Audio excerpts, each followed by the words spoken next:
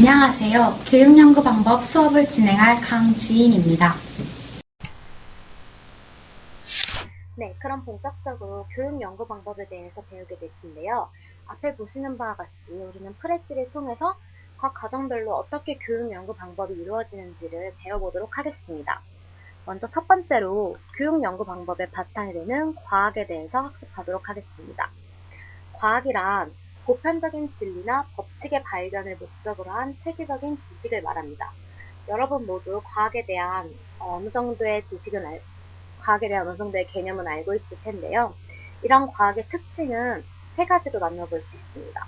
첫 번째 경험적, 두 번째 객관적, 그리고 세 번째 검증 가능성이라고 할 수 있겠는데요.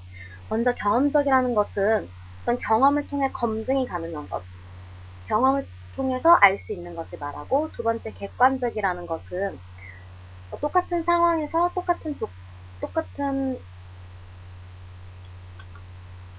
원인을 제공하면 같은 결과가 나야 함을 얘기하는 것인데요.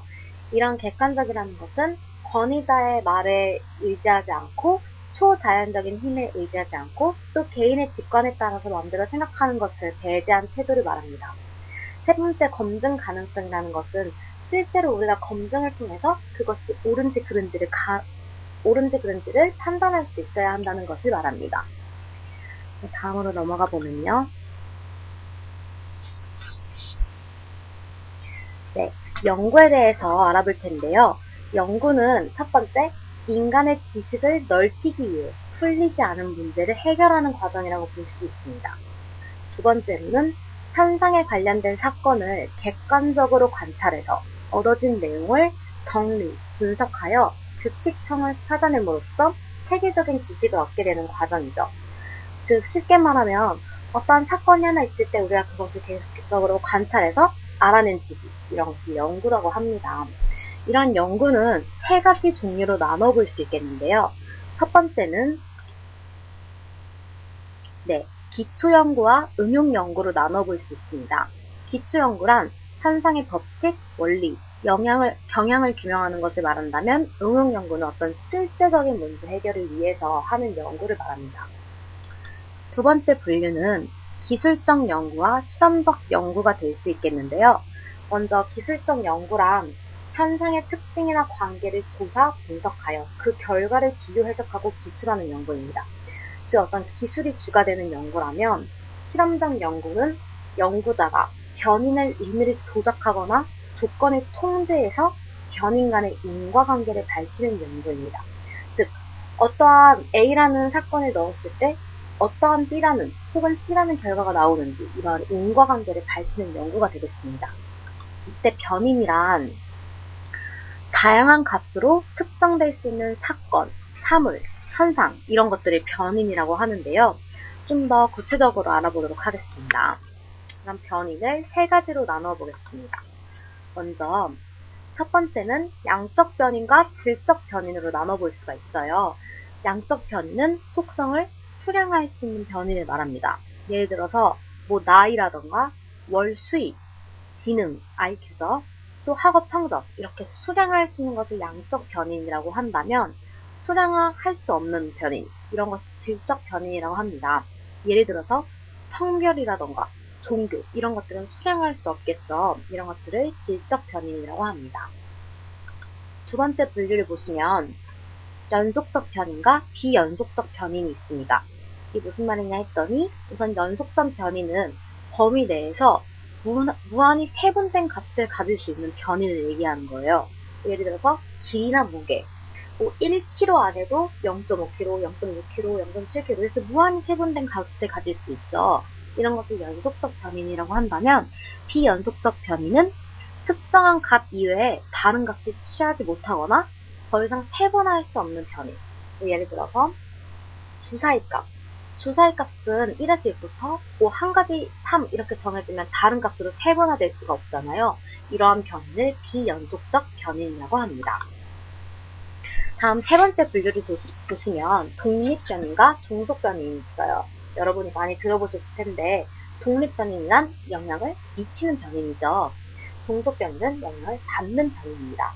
따라서 A라는 영향을 끼쳤더니 B라는 결과가 나왔다 했다면 A는 독립변인, B는 종속변인 이렇게 되는 것이죠.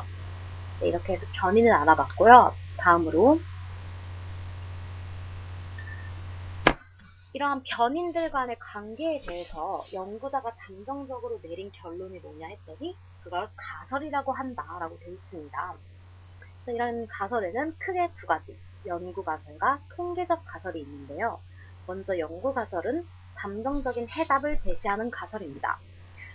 통계적 가설은 모수치에 관한 진술이라고 할 수 있습니다. 이때 모수치가 뭐냐, 모집단의 특성을 나타내는 수치가 되겠습니다. 아직 모집단의 개념은 배우지 않았는데 이는 뒤에서 배우도록 하고요. 우선 이런 통계적 가설의 두 가지, 영가설과 대립가설에 대해 공부를 해보면 영가설은 뭐냐면 검증할 수 있는 형태로 진술된 가설을 말합니다.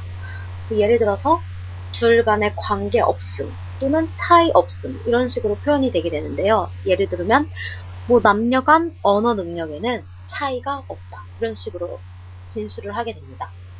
이 가설은 어떤 연구자의 조금 겸손한 태도를 반영한다고 할 수 있어요. 즉 자기는 생두 간의 관계가 있다고 생각하더라도 관계가 없다라는 그런 가설을 우선 써놓고 시작을 하게 되는 거죠. 두 번째 대립 가설은 이러한 영가설에 따라서 채택되거나 기각되는 가설이에요. 즉 영가설이 맞으면 기각이 되겠고 영가설이 틀리면 채택이 되겠죠. 이런 가설을 대립 가설이라고 합니다. 네, 다음으로 아까 우리 연구에 대해서 알아보고 있었죠. 첫 번째가 기초연구와 응용연구, 두 번째 기술적 연구와 실험적 연구. 우리가 실험적 연구를 통해서 변인과 가설을 알아보고 왔고요. 이제 세 번째로 양적 연구와 질적 연구에 대해서 공부를 해보면 양적 연구는 뭐예요? 조사와 실험을 통한 양적 자료로 통계적 분석을 실시하는 것. 즉 양적 자료를 쓴다 이 말이죠. 그래서 어떤 대단히 통계에 많이 사용이 되고요. 다음으로 질적 연구는 참여 관찰과 심층적인 면담을 통해서 얻은 질적 자료를 통해 내용 분석을 실시하는 거예요. 즉 이것은 어떤 질적 자료를 통한 연구이다. 간단하게 말할 수가 있겠습니다. 이제 다음으로 연구 주제에 대해서 알아보도록 합시다. 연구 주제에서 알아볼 파트는 연구 문제와 연구 제목이 되겠는데요. 먼저 연구 문제 보시면 연구 문제는 어떤 문제여야 하느냐 했더니 이 세 가지 요건을 충족시켜야 한다. 먼저 첫 번째 요건은 새로운 문제여야 하고 두 번째 요건은 중요한 문제여야 하고 세 번째 문제는 가능한 문제여야 한다. 먼저 새로운 문제라는 건 뭐예요? 지금까지 연구된 적이 없었거나 연구 문제의 참신성이죠. 또 이러한 방법으로 시도된 적이 없거나 이러한 자료를 추출해낸 적이 없었어야 되겠죠. 그래서 문제, 방법, 자료의 참신성이 있어야 한다라고 본다면 두 번째, 중요한 문제는 뭐예요? 이론적으로 또는 실용적으로 가치가 있어야 한다, 의의가 있어야 한다 이런 뜻이 되겠고요. 세 번째, 가능한 문제라는 건 뭐예요? 현실적으로 연구를 해결할 수 있어야 하죠. 즉 연구자의 역량과 환경 그 상황 안에서 연구를 해결할 수 있는 그런 문제여야 한다는 겁니다. 또 이 밖에도 흥미있는 문제라면 이렇게 좋겠죠. 그 다음으로 이제 연구 제목을 알아보도록 할 텐데요.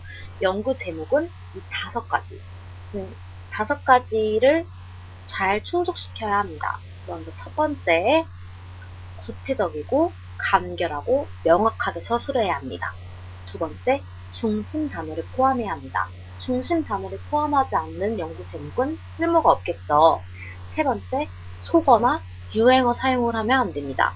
예를 들어서 초등학생의 악플이 사회성 발달에 미치는 영향, 초등학생의 악플, 이런 속어, 이런 말을 쓰면 안 되겠죠. 연구 제목이니까요. 다음 네 번째는 뭐예요? 가치 중립적인 단어를 사용해야 한다. 예를 들어서 한국의 대학 입시가 고등학교 교육을 황폐화시키는 이유 분석. 황폐화라는 말 자체가 우선 부정적인 어감을 갖고 있기 때문에 이는 가치 중립적인 단어를 사용하지 못했다. 이렇게 보고 있습니다. 그래서 가치 중립적인 단어를 사용해야 하고요. 마지막 5번째, 과학적 부재를 원제에 포함시켜야 한다. 한 연구 제목에 5가지 요건이 있습니다. 다음으로 연구 절차에 대해서 알아보도록 합시다.